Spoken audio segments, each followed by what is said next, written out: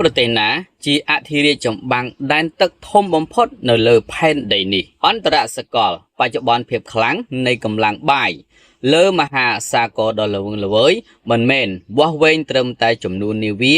ដែលកំពុងអណ្ដែតលើទឹកនោះទេប៉ុន្តែវាជាសមរភូមិនៃបច្ចេកវិទ្យាកម្លាំងវាយប្រហារឆ្លងទ្វីប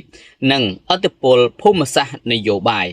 ដូច្នេះតើប្រទេសណាជាអធិរាជចម្បាំងដែនទឹកធំបំផុតនៅលើពិភពលោកការពិតប្រកែកមិនបានសហរដ្ឋអាមេរិកបន្ត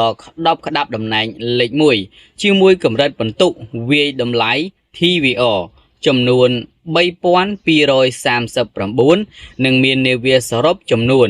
232 គ្រឿង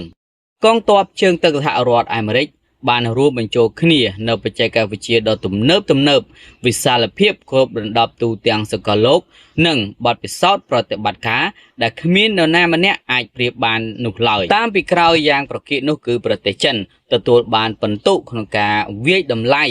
3198 ត្បិតថាទទួលបានលេខ2ប៉ុន្តែកងទ័ពជើងទឹកប្រទេសចិនមានមោទនភាពចំពោះចំនួននាវាច្រើនជាងគេបំផុតលើលោកគឺមានរហូតដល់ទៅ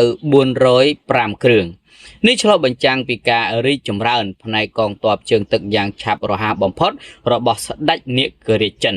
ចំណាត់ថ្នាក់លេខ3បានទៅលើប្រទេសរុស្ស៊ីនៅតែរក្សាវត្តមានយ៉ាងរឹងមាំជាមួយនឹងកម្រិតពិន្ទុវាយតម្លៃ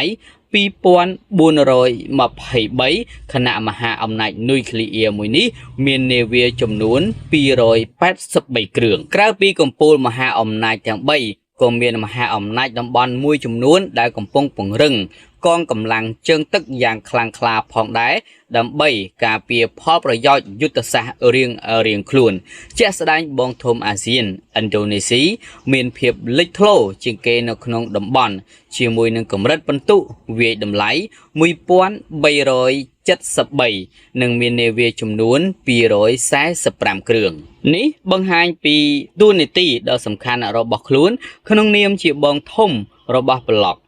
ទន្ទឹមនឹងនេះកូរ៉េខាងត្បូងនិងជប៉ុននៅតែបន្តរក្សាកងនាវាដែលមានបច្ចេកវិទ្យាកម្រិតខ្ពស់ដោយផ្ដោតលើការធ្វើទំនើបកម្មនិងសន្តិសុខក្នុងតំបន់ដោយកូរ៉េខាងត្បូងមាននាវាចំនួន 147 គ្រឿងខណៈជប៉ុនមានចំនួន 107 គ្រឿងចំណែកស្ដេចតោឥណ្ឌាក៏កំពុងបន្តពង្រឹងវត្តមានកងទ័ពជើងទឹករបស់ខ្លួនផងដែរដែលឆ្លុះបញ្ចាំងពីមហិច្ឆតារបស់ខ្លួនក្នុងតំបន់ Indo-Pacific ប្រទេសដែលមានប្រជាជនច្រើនជាងគេបំផុតលើលោកមួយនេះមាននាវាជើងទឹកសរុបចំនួន 100 គ្រឿងក្រឡេកទៅមើលចំណាត់ថ្នាក់បន្តទៀតមហាអំណាចជើងទឹកបែបប្រពៃណីរបស់អឺរ៉ុបដូចជាបារាំងមាននាវា70គ្រឿងនិងចក្រភពអង់គ្លេសមាននាវា50គ្រឿងនៅតែរក្សាឥទ្ធិពលអំណាចដែនទឹករបស់ខ្លួនក្នុងតំបន់បានដដែលបើទោះបីជាមានទំហំកងនាវាតូចជាងមុនក៏ដោយប៉ុន្តែពួកគេពឹងផ្អែកលើប្រព័ន្ធបច្ចេកវិទ្យាទំនើបនិងសម្ព័ន្ធភាពយុទ្ធសាស្ត្រទូទាំងតំបន់ទិន្នន័យនេះបានរំលេចឲ្យឃើញពីការប្រែប្រួលនៃទិដ្ឋភាពដែនសមុទ្រយ៉ាងលឿនដោយផ្លេចបន្ទោលគួរបញ្ជាក់ផងដែរថាពិភពលោកកំពុងស្ថិតក្នុងសម័យកាលនៃការរត់ប្រណាំងប្រជែងសភាវុធជើងទឹកថ្មីទំនើបនិងកាន់តែគ្រោះថ្នាក់មានមតិជាច្រើនបានចោទសួរថានៅថ្ងៃអនាគតចិននឹងដណ្ដើមតំណែងលេខ1ពីសហរដ្ឋអាមេរិកបានដែរឬទេ